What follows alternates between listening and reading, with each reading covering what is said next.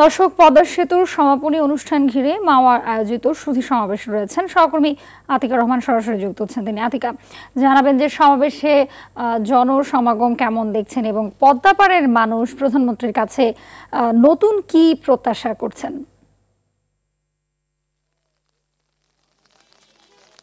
জি ধন্যবাদ। আপনি আসলে দেখতে পাচ্ছেন আমি যেখানে দাঁড়িয়ে আছি, মাও প্রান্তে পদ্মা সেতুর যে সমাপনী অনুষ্ঠান আজকে অনুষ্ঠিত হবে, সমাবেশে যোগ দিবেন প্রধানমন্ত্রী শেখ হাসিনা। একটি দুর্যোগপূর্ণ আবহাওয়ার মধ্যে আসলে আমরা আছি।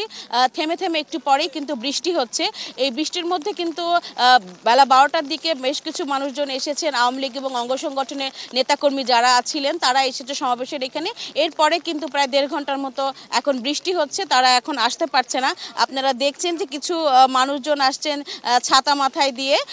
আর আসলে যেভাবে বৃষ্টি হচ্ছে চারিদিকে যে আবহাওয়া, তাতে করে এখন বিভিন্ন মানুষজন বা এখানকার আওয়ামী লীগের লোকজন এবং সাধারণ মানুষজন মিছিল নিয়ে তারা এখানে আসতে পারছেন না এবং নিরাপত্তার দায়িত্বে যারা আছেন তাদেরও আসলে এই আয়োজনটা সম্পন্ন করতে একটু বেগ পেতে হচ্ছে দুর্যোগপূর্ণ আবহাওয়ার কারণে। এবং একই সঙ্গে বলে রাখি, আসলে এই পদ্মা পাড়ে যারা মাওয়া প্রান্তে রয়েছেন তাদের জন্য আসলে স্বপ্ন ছিল পদ্মা সেতু হবে এবং তাদের দীর্ঘদিনের যে কষ্ট ভোগান্তি ছিল, দীর্ঘ যাত্রা যে ছিল এই 16টি জেলার মানুষজনে, সে কিন্তু যাত্রার ভোগান্তির অবসান হয়েছে পদ্মা সেতু উদ্বোধনের মধ্য দিয়ে।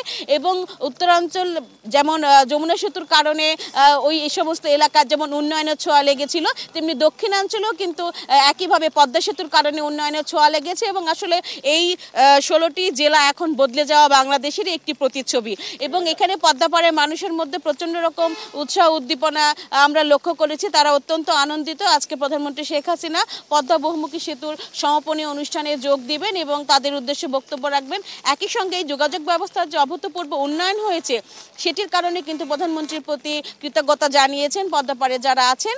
এবং এখানে একটি সমাবেশ অনুষ্ঠিত হবে। সমাবেশের পরে প্রধানমন্ত্রী 2 দিনের সফরে গোপালগঞ্জের টুঙ্গিপাড়ার উদ্দেশ্যে রওনা হবেন।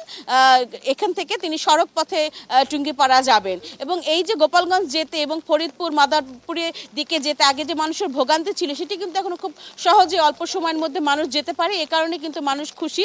বিশেষ করে হাসপাতাল সহ ব্যবসা বাণিজ্য বিভিন্ন কাজে যে মানুষের বড় ধরনের সুবিধা হয়েছে, এই কারণে কিন্তু প্রধানমন্ত্রীর কাছে এবং সরকারের কাছে তারা কৃতজ্ঞতা জানিয়েছে।